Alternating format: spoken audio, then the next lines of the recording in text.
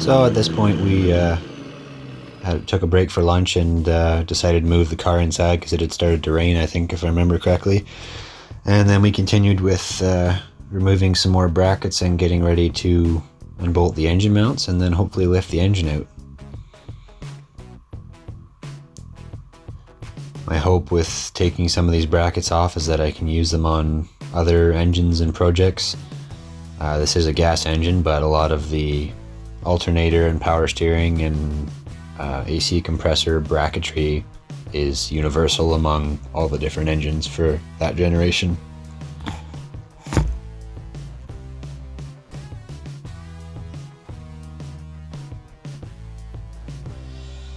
The long bolt at the top of the power steering bracket there is always a good time to get out, even if it's been out recently. It's a huge long bolt and it's through a giant cast sleeve, so it doesn't take much at all for the salt and road, dirt and water to seize it in there. So we fought with that for a good little while here.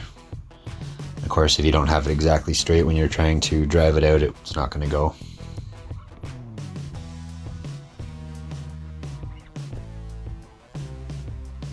Geez, even I'm getting dizzy watching this camera footage in fast speed here. Wow.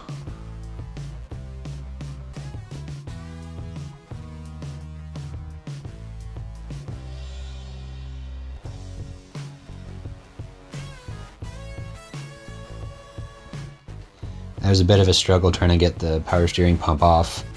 Like, I know these pumps really well inside out and backwards because it's the same on my Mark II turbo diesel, but I don't know what was up with this one, but it did not want to come out of there.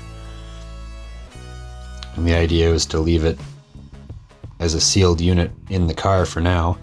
Ultimately, the Caddy is going to be a manual steering rack. There it goes, finally.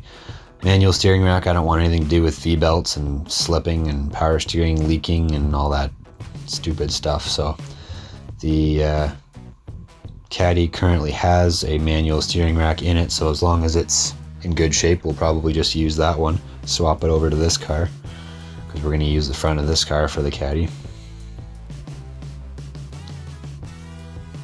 A little bit of fun with the C-shaped spring clamps that hold the exhaust on the back there. There is a special Volkswagen service tool, and there's also a couple of specific tools that we made for doing those because we ran Mark IIs for 15 years. But a lot of times getting them off, the easiest way is just to use a screwdriver and pry it, but you can't get them on very easily without some kind of a tool. And also shield your eyes when you go to pop the clamps off because they do go flying.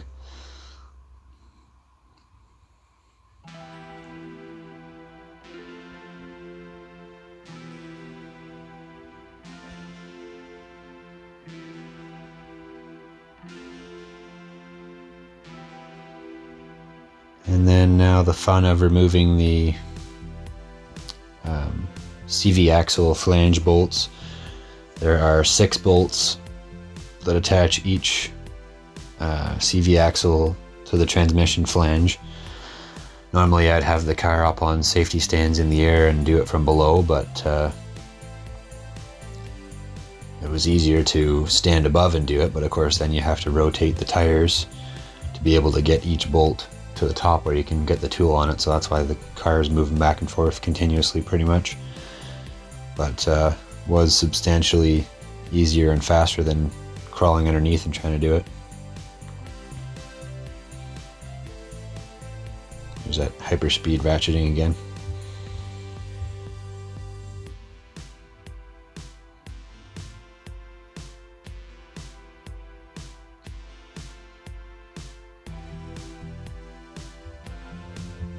We definitely need to come up with a way to hold the camera a little more still if we're going to do time lapse for a lot of this, because yeah, it's hard to follow.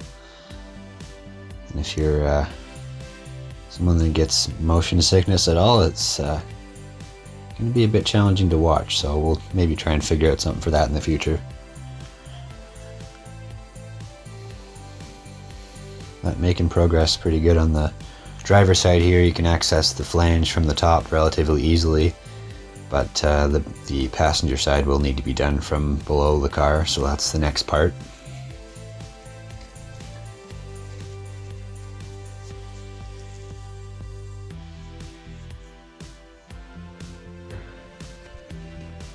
You should be able to see the screen because the axle shaft is right. And there you can see the flange for the passenger side CV axle. Can you see the axle at all?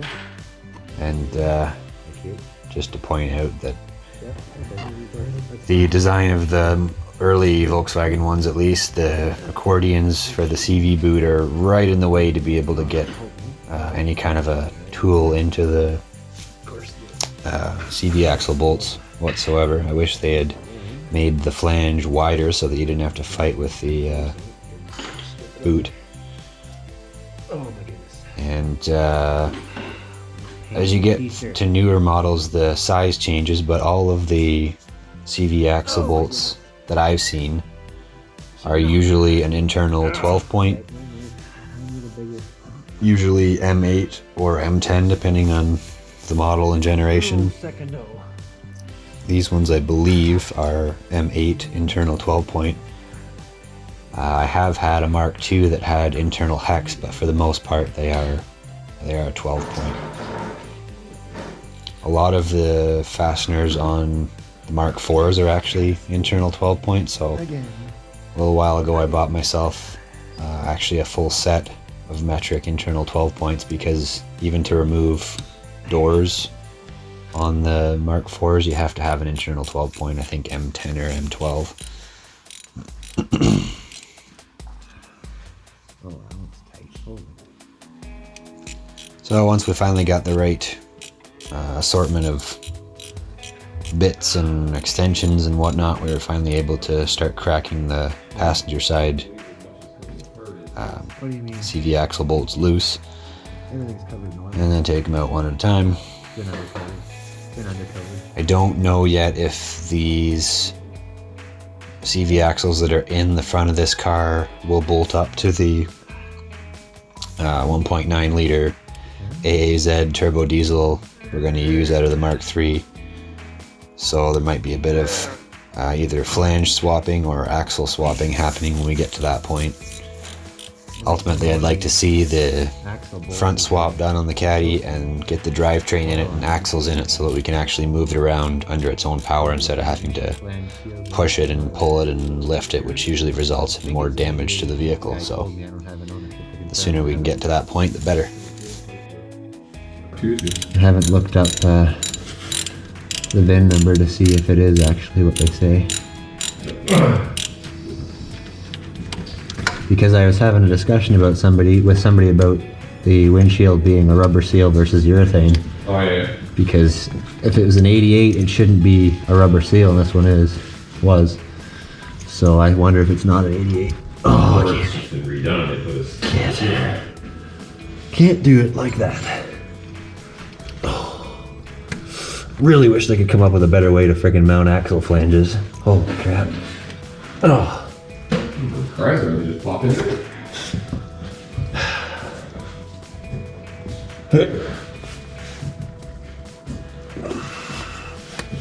Yeah, that would be better than this. Oh, there we go. Ow. No wonder my fingers hate me. Keep backing up, we gotta go forward again. You gonna run over it? Not yet. You're low speed. I already did that one. I'm gonna keep going. What am I laying on now? Ratchet. Okay. Good.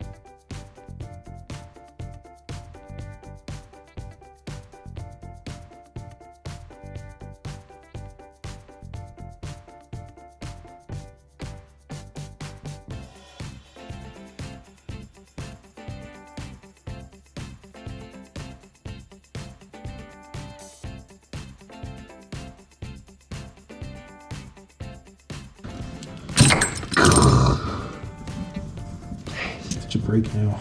Nothing, just bashing my fingers around. We gotta go forward again. I don't know about that. Okay, let's go.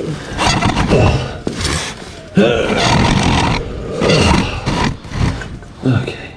Now I can't get my hand in. The nice thing about this is it's perfectly safe. Is it? It can't come down because it's not on anything.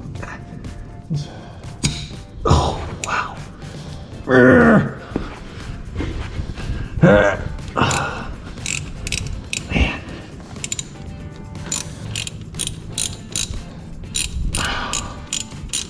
My body is not going to be happy tomorrow.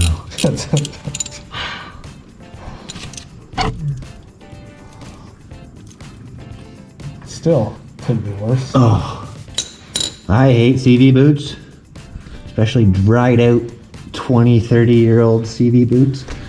Oh, frick.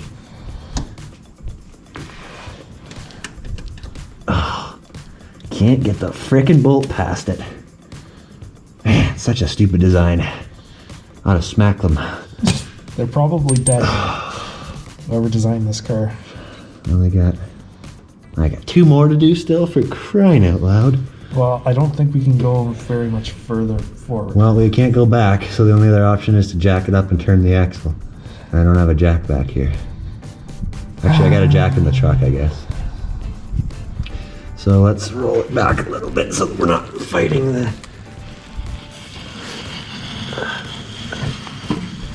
About there. What, you getting your job done?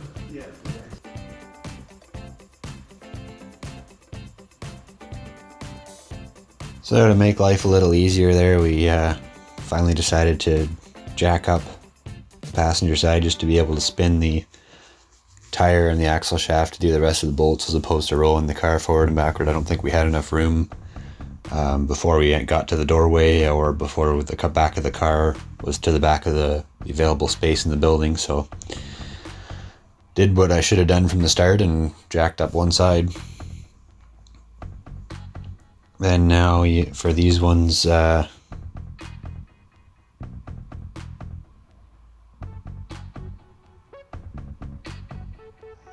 Mark 1s have a little different style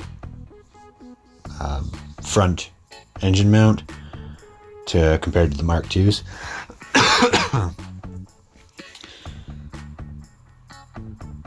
Normally the starter motor would be right where I'm working there on the diesels.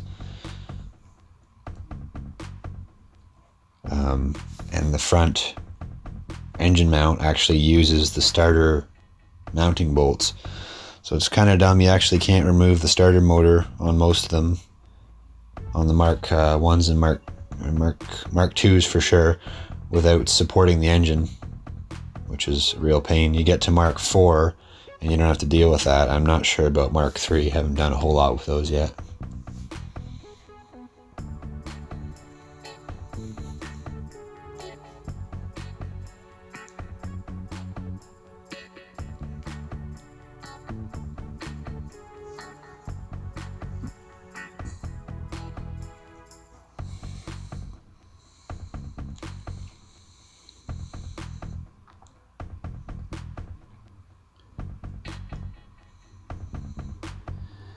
So now to the fun of fighting with the rest of the engine mounts. On the Mark 1 here, they've actually got 4 engine mounts, which is a lot. Most of them only have 3. That one on the front that we started with, and then there's one on either end that looks like the one we're doing here. And then there's also a bracket at the back of the transmission near the power steering rack. And I think the main reason for that on this one is because it's an automatic. The transmission's physically bigger. Because most of the ones I've worked on are manual and they've only got the 3. Now I haven't done much with manual Mark 1s up until this point, but I'm thinking it's mainly a function of it being automatic. And somebody else would be able to confirm that, or if we looked in the manual, but not a huge deal. There will be a little bit of adaptation required to make the 1.9 liter turbo diesel fit into these Mark 1 gas engine mounts. It can be done. I've got a friend who's got a Caddy that he's got an AAZ in, so I know it can be done, and then we're going to use him as a reference when it comes time to putting the engine in. And chances are the engine will probably be in and out a couple of times, because once we get everything fabricated and make sure it's good, then it's all going to come apart to get painted, cleaned up, and get rid of all the rust and paint the engine bay nice, because it's never going to see any water and it's never going to see any salt. But so anyway, this bolt on this side caused us a great deal of trouble. It wouldn't come out all the way. I think there was something wrong with the end threads on the bolt, or something damaged with the cage nut. I was sure I had it threaded out all the way, and we were prying on it and trying different heights with the engine, and it would not move. A little further on here we get to the point of trying to put it back in because it wouldn't come out, so way more struggle than it was supposed to be, that's for sure. When we get to the other side, you'll see it comes out absolutely no trouble at all. Loosen it and spin it out and done.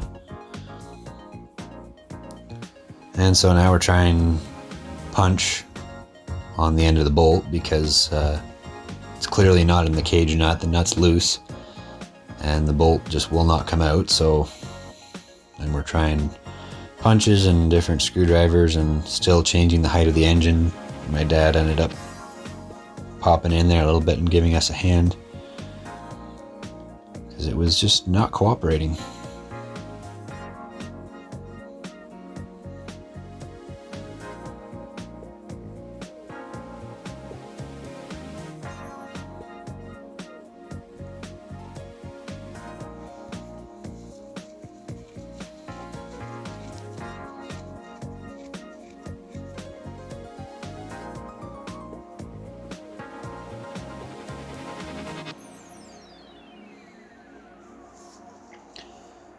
So with that, a couple of whacks, and we were finally able to get the passenger side bolt out, and then driver side here, spin it out with the ratchet to the point where it gets to be loose, and that's really all there is to it. Very simple.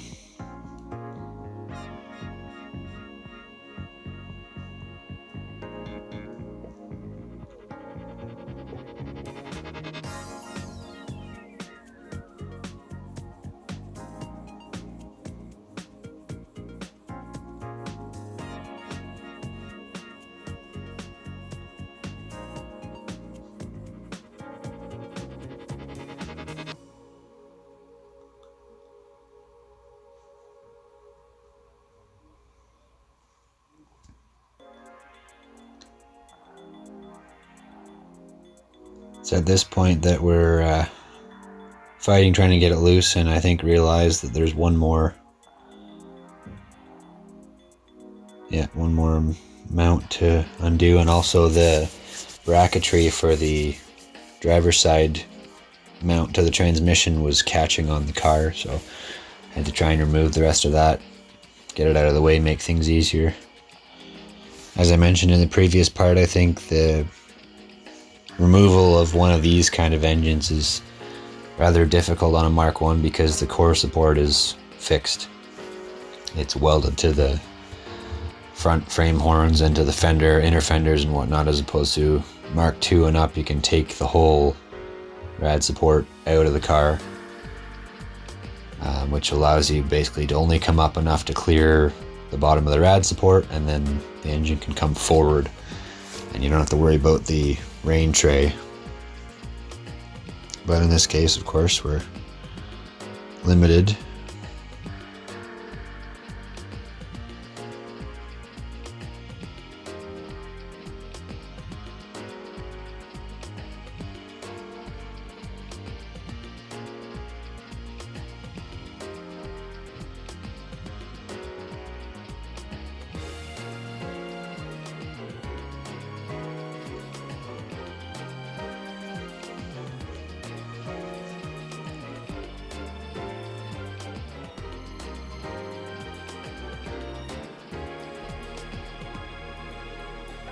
Good old struggle with getting the engine in exactly the right position to be able to release all the mounts and everything.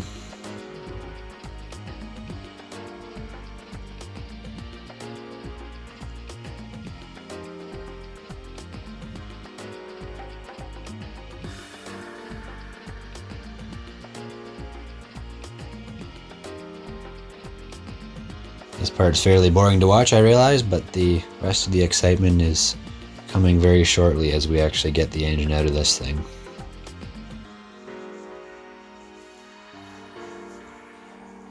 It's very hard to film any kind of decent footage when you gotta have both people working to get the task accomplished.